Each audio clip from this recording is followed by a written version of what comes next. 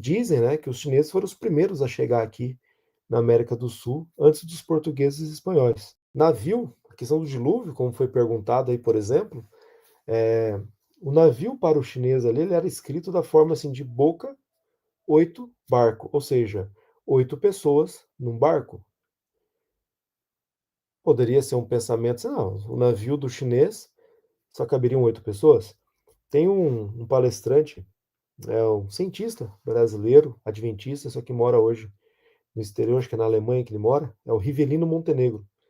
E ele também tem uma palestra que ele fala sobre isso, ele fala assim uma coisa bem engraçada, né, o navio deles lá só tinha 8 lugares, né? 8 pessoas caberiam apenas. Mas se você analisar os achados arqueológicos que a gente tem, você vai perceber que os navios chineses eram gigantes. Não caberiam só 8, caberiam algumas dezenas de pessoas, para não dizer centenas. Eram maior que as caravelas portuguesas.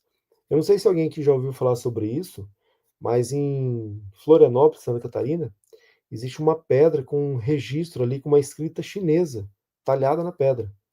E confirmado que realmente é uma coisa muito antiga, não é uma coisa recente. Tem até um museu lá sobre isso.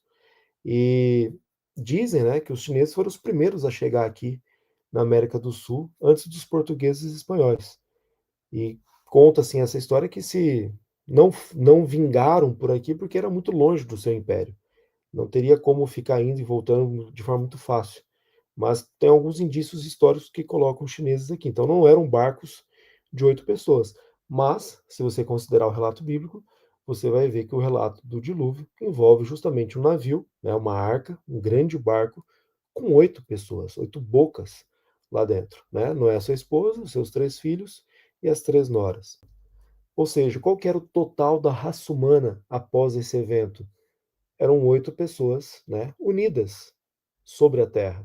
E aí você percebe que a palavra terra ela fica justamente no meio, né? Então ela fica no meio e a palavra unidos está na parte superior. E aí você também interpreta que elas estão unidas sobre a terra. E a palavra dilúvio para eles nada mais é do que total e água, ou seja, o dilúvio, essa inundação, ela foi total. Ela cobriu totalmente a terra. Não foi uma coisa local, uma coisa parcial. Tudo estava coberto por água. Isso é dilúvio para os chineses.